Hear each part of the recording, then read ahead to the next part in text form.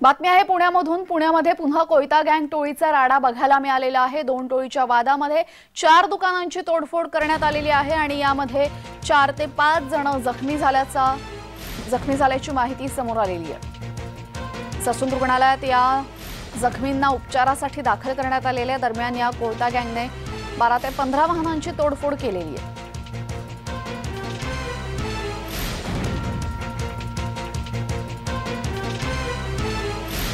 पुण्यामध्ये पुन्हा एकदा दहशत बघायला मिळते। कोयता टोळीची इकडे दहशत बघायला मिळते। जवळपास 12 ते 13 गाड्यांची तोडफोड केलेली आहे। यामध्ये 4 ते 5 जण जखमी झालेली आहेत। दुकानांची तोडफोड करण्यात आलेली आहे। जखमींना सध्या रुग्णालयात दाखल करण्यात आलेल्या उपचारांसाठी। आपल्यासोबत आमचे प्रतिनिधी रोहन कदम जोडले गेलेले आहेत। रोहन, काय सांगाल? पुण्यामध्ये पुन्हा एकदा कोयता गँगची दहशत पसरताना दिसते। मागच्या वेळी सुद्धा इतक्याच मोठ्या प्रमाणात दहशत होती।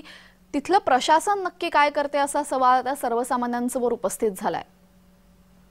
नक्कीच गेल्या काही वर्षांपासून आपण जवळपास हे पाहतोय की पुण्यात कोयता, तलवार असे जे हत्यारं आहेत ती हत्यारं घेऊन शहरातील विविध भागांमध्ये तरुण मुलं जी आहेत ती दहशत माजवण्याचा प्रकार करतायत। हा प्रकार जो काल रात्री 10:30-11च्या सुमारास घडलेला पाहायला मिळतोय। तो प्रकार पुण्यातल्या वानवडी पोलीस स्टेशनच्या हद्दीमध्ये असणाऱ्या वैदवाडीमध्ये घडला।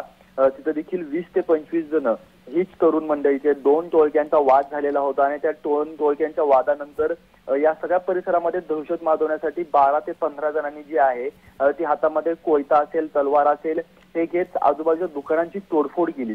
सर्वसामान्य लोकांच्या गाड्या ज्या रस्त्याच्या कडेला लावलेल्या होत्या त्या गाड्या फोडल्या। अक्षरशः आपण जे व्हिज्युअल्स पाहतोय त्या बुलेटवरती कोयत्याने असा एवढा मोठा घाव केलेला आहे की एखाद्याला तो कोयता बसला तर जागेवरती त्या व्यक्तीचा मृत्यू देखील होऊ शकतो। अनेक नागरिक जे आहेत ते या लोकांच्या ह्याला बळी पडलेले आहे यापूर्वी पाहायला मिळाले। वैदवाडी परिसरामध्ये काल रात्री देखील सर्वसामान्य नागरिकांना या पोरांनी त्रास दिलेला पाहायला मिळाला। 4 ते 5 जण गंभीर जखमी झालेले आहेत।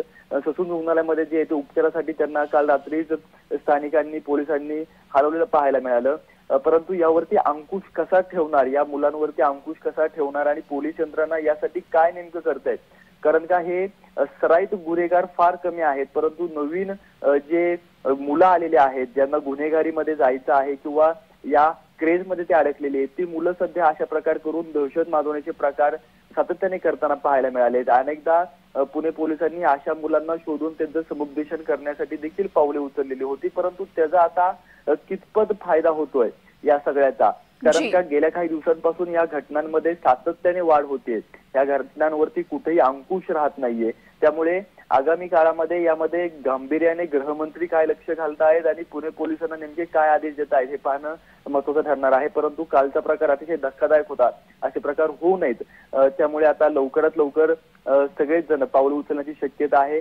पुण्याचे पोलीस कमिशनर रितेश कुमार यांनी आजच याबाबत एक बैठक देखील बोलायचं समजतंय। कारण का गेल्या काही दिवसांपासून जे आहे त्या घटना कोयता यांच्या पुन्हा एकदा वाढत चाललेल्या आहेत। मागील काही दिवसांपूर्वी आता आज जी बैठक बोलवण्यात आलेली आहे त्या बैठकीमध्ये काहीतरी तोडगा निघेल। या अशा तोडफोड करणाऱ्या गँगवर, दहशत माजवणाऱ्या गँगवर काहीतरी तोडगा निघेल अशी अपेक्षा आपण करूया। धन्यवाद रोहन, आपण दिलेल्या माहितीबद्दल।